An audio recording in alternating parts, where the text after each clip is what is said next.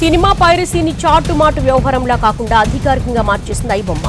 దేశంలోనే అతిపెద్ద cinema piracy ముఠా గుట్టురట్టయింది. వేల కోట్లను కొల్లగొడుతున్న అతిపెద్ద పైరసీ గ్యాంగ్ ను తెలంగాణ సైబర్ క్రైమ్ పోలీసులు పట్టుకున్నారు.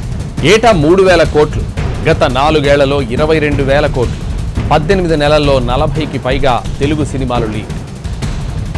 రీసెంట్గా ఐబొమ్మ వార్నింగ్ ఇస్తున్న సర్క్యులర్ మీడియాలో సర్క్యులేట్ అవుతుంది. యాక్చువల్గా ఇది ఇప్పటి న్యూస్ కాదు. 2023లో ఐబొమ్మ వాళ్ళు తెలుగు ఫిల్మ్ ఫెడరేషన్ వాళ్ళకి ఇచ్చిన వార్నింగ్. సినిమా వాల్యూ పెరగట్లేదు, కానీ అక్కడ వర్క్ చేస్తున్న హీరోలు హీరోయిన్ల యొక్క రెమ్యునరేషన్ పెరుగుతుంది, కానీ అక్కడ ఎవరైతే స్టాఫ్ వర్క్ చేస్తున్నారో వాళ్ళ యొక్క ఇన్కమ్ లెవెల్స్ పెరగట్లేదు. సో ఈ రోజున సగటున ఒక నలుగురు ఉన్న ఫ్యామిలీ ఒక మూవీకి ఫస్ట్ రోజు వెళ్ళాలి అనుకుంటే దాదాపు 1,500 నుంచి 2,000 పైగా అవుతుంది. సో ఇది మిడిల్ క్లాస్ వాళ్ళకి చాలా భారం అవుతుంది అనేసి మేము ఈ యొక్క మూవీస్ని అప్లోడ్ చేస్తున్నాం. ఇక్కడ కేవలం మిడిల్ క్లాస్ పీపుల్ మాత్రమే ఈ మూవీస్ని డౌన్లోడ్ చేసుకోవట్లేదు. ఇందులో ప్రొడ్యూసర్స్ ఉన్నారు, డైరెక్టర్స్ ఉన్నారు, పోలీస్ మెన్ ఉన్నారు, ఇండస్ట్రియలిస్ట్ ఉన్నారు, జడ్జెస్ కూడా ఉన్నారు. సో మా దగ్గర ఈచ్ అండ్ ఎవ్రీ పర్సన్ యొక్క ఐపీ అడ్రస్ ఉంది. సో ఎవరు ఎప్పుడు ఎక్కడ ఏం సినిమా డౌన్లోడ్ చేసుకున్నారన్న ప్రతి డేటా మా దగ్గర ఉంది. సో మీరు మా మీద కాన్సన్ట్రేట్ చేస్తే మీ యొక్క డేటాని మేము పబ్లిక్లో డిస్ప్లే చేస్తాము అని ఐబొమ్మ సిన్సియర్గా ఒక వార్నింగ్ ఇచ్చింది. సినిమా ఒక అద్భుతమైన రంగుల ప్రపంచం. One of the biggest entertainment platform in the world. Pre production, title announcements, teasers, trailers, వాటి మీద రివ్యూస్, రియాక్షన్స్ అండ్ ఒక సినిమా రిలీజ్ అయిన తర్వాత ఫ్యాన్ షోస్ అని, 100 crore కలెక్షన్స్ అని, 500 crores, 1000 crores మూవీ గ్రాస్ అని, వాటి మీద డిఫరెంట్ సోషల్ మీడియా ప్లాట్ఫామ్స్లో జరిగే ఫ్యాన్ వార్స్. ఇలా మూవీస్ని కేవలం మూవీస్లా కంటే ఫెస్టివల్స్ లాగా కూడా సెలబ్రేట్ చేసుకునే ఒకే ఒక ఇండస్ట్రీ మన ఇండియన్ మూవీ ఇండస్ట్రీ. సో ఇలాంటి మూవీ ఇండస్ట్రీకి మెయిన్ థ్రెట్ ఏంటి అంటే సైబర్ క్రైమ్. మన భాషలో చెప్పాలంటే పైరసీ. అసలు 2000-2005కు ముందు మనం ఒక మూవీ చూడాలనుకుంటే ఒకటి థియేటర్కి వెళ్ళి మూవీ చూసేవాళ్ళం, లేదా టీవీలో ప్రసారం అయితే మూవీ చూసేవాళ్ళం. అదే ఎప్పుడైతే ఈ వీసీడీలు, సీడీలు, డివిడీలు వచ్చాయో పైరసీ అనేది స్లోగా స్టార్ట్ అయింది. And with the increase of internet speed and accessibility, availability ఎప్పుడైతే ఇంక్రీజ్ అయిందో దాంతో పైరసీ రేట్ అనేది కూడా అలా ఇంక్రీజ్ అవుతూ వచ్చింది. అసలు పైరసీ అంటే ఏంటి, ఎలా ఇది మన మూవీ ఇండస్ట్రీని దెబ్బతీస్తుంది, మూవీ ఇండస్ట్రీ అదేవిధంగా పోలీసులు ఎందుకు దీనిపైన ఎంత శ్రమిస్తున్నారు, ఎలా వీళ్ళు దొరకకుండా మేనేజ్ చేస్తున్నారు, ఎన్నో ప్రాణాలు తీస్తున్న రీసెంట్ ఆన్లైన్ అడిక్షన్ అయిన బెట్టింగ్కి ఈ యొక్క మూవీ వెబ్సైట్ లింక్స్కి సంబంధం ఏంటి, పైరసీ ముసుగులో ఆన్లైన్ బెట్టింగ్తో చేసే ఇల్లీగల్ వర్క్స్ ఏంటి, అసలు వీళ్ళని ఎలా పట్టుకున్నారు, ఇలాంటి ఇంట్రెస్టింగ్ విషయాలని ఈ వీడియోలో నేను మీకు క్లియర్ కట్గా ఎక్స్ప్లెయిన్ చేస్తాను. Hello everyone, welcome to Harikatha times. ఒక కాపీరైటెడ్ మెటీరియల్ని ఇల్లీగల్గా ఆన్లైన్లో డౌన్లోడ్ చేసినా, డిస్ట్రిబ్యూట్ చేసినా దాన్ని పైరసీ అంటాం. గ్లోబల్ పైరసీ ఎంతుందో మెజర్ చేసే ఒక సంస్థ మూసో.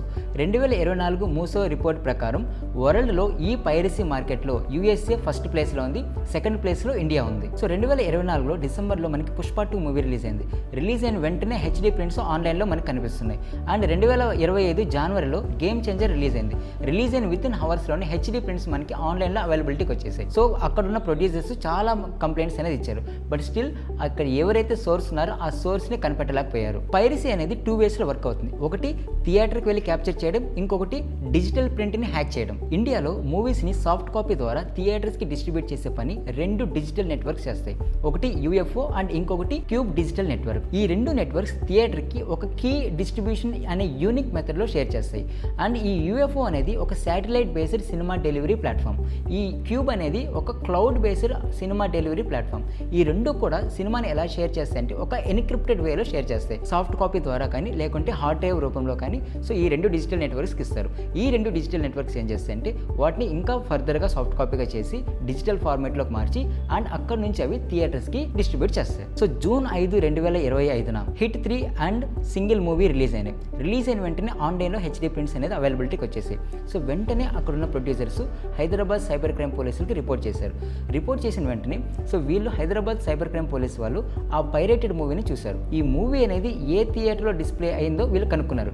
ఎలా కనుక్కున్నారంటే డిస్ప్లే అయ్యేటప్పుడు కొన్ని వాటర్ మార్క్స్, కొన్ని ఎన్క్రిప్టెడ్ వేస్లో డిస్ప్లే అవుతుంది. సో ఈచ్ థియేటర్కి ఒక కోడ్ అనేది ఉంటుంది, లేదా ఈచ్ ప్లాట్ఫామ్కి ఒక కోడ్ అనేది ఉంటుంది. సో ఆ కోడ్ని బేస్ చేసుకొని పర్టికులర్గా ఈ సినిమా ఎక్కడ డిస్ప్లే అయింది అనేది ఫస్ట్ ఆఫ్ ఆల్ ఐడెంటిఫై చేశారు. అత్తాపూర్లో మంత్రామాల్ ఉంది. ఆ మంత్రామాల్లో సినీ పోలీస్ అనే వెబ్సైట్లో బుక్ చేసుకున్న వాళ్ళందరినీ స్క్రూటినీ చేశారు. వాళ్ళు ఒక పర్సన్ని అరెస్ట్ చేశారు. ఆ పర్సన్ పేరు జానా కిరణ్.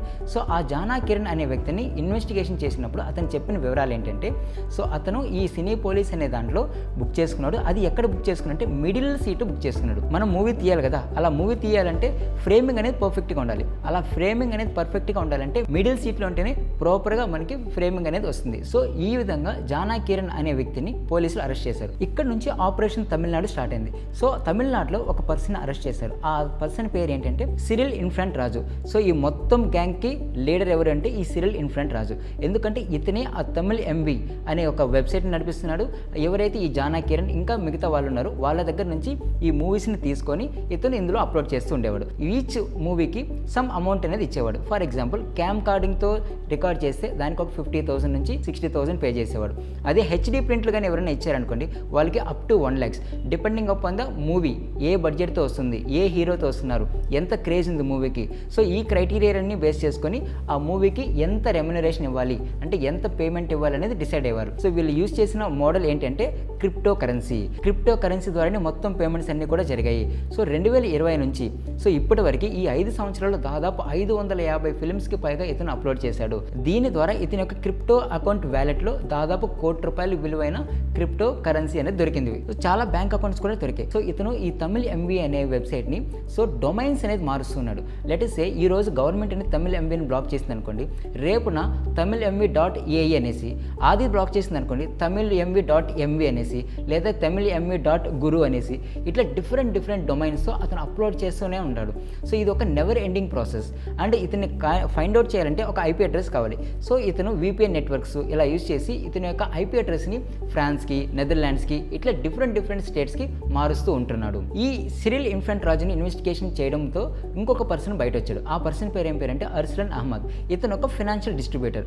సో ఇక్కడ ఏవైతే ట్రాన్సాక్షన్స్ కానీ క్రిప్టో కరెన్సీలోకి పంపించడం కానీ సో ప్రతిదీ ఎవరి దగ్గర నుంచి మూవీస్ ఎవరి దగ్గర నుంచి తీసుకుంటున్నారో నెక్స్ట్ వాళ్ళకి క్రిప్టోలో పేమెంట్ చేయడం కానీ, నెక్స్ట్ ఏవైతే ఈ వెబ్సైట్లో అప్లోడ్ చేసిన తర్వాత అక్కడ ఏవైతే యాడ్స్ డిస్ప్లే అవుతున్నాయో ఆ యాడ్స్ నుంచి డబ్బులు క్రిప్టోలో తీసుకోవడం కానీ, ఇట్లా మొత్తం ఫైనాన్షియల్ డిస్ట్రిబ్యూషన్ అంతా కూడా ఈ అర్సలన్ అహ్మదే చేస్తున్నాడు. ఇంకొక పర్సన్ అరెస్ట్ చేశారు. ఆ అరెస్ట్ చేసిన వ్యక్తి ఎవరంటే సుధాకరన్.